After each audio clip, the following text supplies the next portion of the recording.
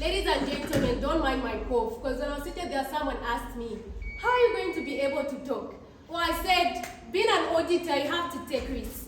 Being an auditor, you have to be ready. There are no excuses when it comes to auditing. Ladies and gentlemen, good evening, and I say all protocol highly observed. In the way of a very famous woman who came to Zambia, Kamala Harris, she said, in life, take risks. If you win, you can guide. And if you lose, you definitely lead. Ladies and gentlemen, allow me to redefine the motion for you, or allow me to redefine the term for you, risk management, internal auditing. I'm not here to bore you. I'm not here to say certain languages that will confuse you. All I want, one of my objectives, out of the 8 speakers, or out of the 7 speakers, when you leave this door, I want you to go to your room and you'll be able to explain to your bedi what you learned. Not when you go to your rooms, your bedi asks you, so what did you learn? It's like, auditing. So I want you to learn the importance of internal auditing. Ladies and gentlemen, internal auditing is defined according to IIA as an independent, objective assurance and an activity that is designed to add value to an organization. What is risk management? Assessing, identifying, and prioritizing risks that may impact an organization. So what am I trying to say here? Risk management, a risk is the possibility of something bad happening, right? And a risk, when you think of the word risk, you're just saying, oh, something bad will happen. Risk management, you're trying to handle all the problems in your organization, all the problems that are going to happen. You're trying to detect them, and ladies and gentlemen, as an auditor, you're trying to see how you can come against it. So ladies and gentlemen, let me ask a question. Biak 3 are here. Okay, let me just ask a question. How many wants to be auditors? Just by the raise of your hand, how many want to be auditors? Let me tell you a story. When I was coming, someone asked me a question saying, you're studying purchasing and supply. So why are you going for a symposium that's hosted or that is talking about internal auditing? And this is one thing. We are all auditors in here. If it's going to take the issue of fighting corruption, detecting fraud, or talking about accountability and transparency, if it's going to take us to be auditors, I want you to say, today I'm an auditor. Help me say that. Today I'm an auditor. Again, today I'm an auditor. Thank you very much. So what's the significance of risk management in internal auditing? I have laid down 5 points for you. The first point is that it enhances decision making. So when you assess and manage your risks, when you assess the problems that may come, you're able, as an internal auditor, you're able to give insight to your management. You're able to give them insight and information relating to those risks. And ladies and gentlemen, with this information, you can make good decisions. You can make good decisions as a company that will help you increase your profits and become efficient. Ladies and gentlemen, the significance of risk management in internal auditing is that it enhances internal controls. What do I mean by this? It will help an organization, or it will help us individuals identify areas where risks are going to happen or where something bad is going to happen, and we'll be able to solve them out. One of the processes in the risk management process is prioritizing your risk according to your objectives. Let me give you an example.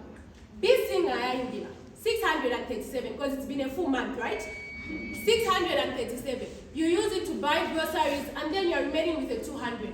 Your roommate walks in and approaches you saying, boy, let's start a business. Let's start selling sinners in school. Most of us, the first thing that's going to come to our mind is, what if we order sinners and people don't buy? What if our competitors sell more than us? What if we order sinners today and tomorrow we hear that no, G&G is giving free sinners to pupils? What will happen, or free sinners to students? What will happen to our business? So ladies and gentlemen, this is where risk management comes in as for us students. So you and your partner will be able to sit down. You'll be able to assess and identify all the problems that may occur, so that when you start your business, you're going to be able to find ways to mitigate them. So risk management does not only only help auditors who are in organization, but it helps us upcoming auditors. Ladies and gentlemen, the third point is compliance with regulatory requirements. I was having a conversation with a very famous student who's studying accounts, and he calls himself an auditor, Mr. Mwamba Kalenga. And he told me, saying, you know, Nancy, the reason why I have good grades at CB is because I do the right things. And I can agree, he does the right things, that's why he has good grades. So ladies and gentlemen, risk management as an internal auditor helps you become compliant, such that as an organization or as an individual, you'll be able to follow laws and regulations. Ladies and gentlemen, the fourth point is protection of reputation. How many have heard of companies such as BOD or PwC? How many would like to work there? Everyone, right? Do you know why he has said everyone? Reputation. Risk management, ladies and gentlemen, will ensure you that as an internal auditor or as an individual that wants to go in auditing, you have increased reputation. So assessing effective risk management helps an organization protect their reputation and maintain their trust. The reason most of us want to work for PwC, it's because they had a great risk management. They were able to assess their problems, they were able to detect them, and ladies and gentlemen, they found ways. That's why it's one of the companies that when we look about, we're just like, wow, I really want to work for here. So ladies and gentlemen, Mizinga Melu said one thing. She said, it's funny how risk is a 4-letter word that every organization vows to. And I agree with her. Most of us are scared of risks.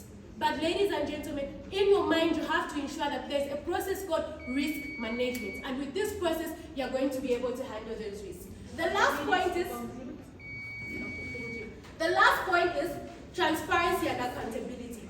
With effective risk management, you're able to have a clear understanding of risks. You're able to know what to do and when to do them as an organization and an individual. We are not going to stand here and say organization and this. We are the auditors. So risk management will also help us auditors have a clear understanding of risks.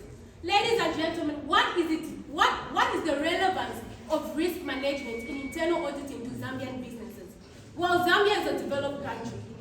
And Zambia is a developing economy, ladies and gentlemen. And ladies and gentlemen, we are prone to many risks. We've seen the COVID pandemic. We've seen many risks. We've seen political factors, political risks. And ladies and gentlemen, ask Chandra Bryan, ask Young Firoz, it's because of risk management that Zambians have been able to protect our assets. I'm asking for 1 minute. Oh, that was the 1 minute.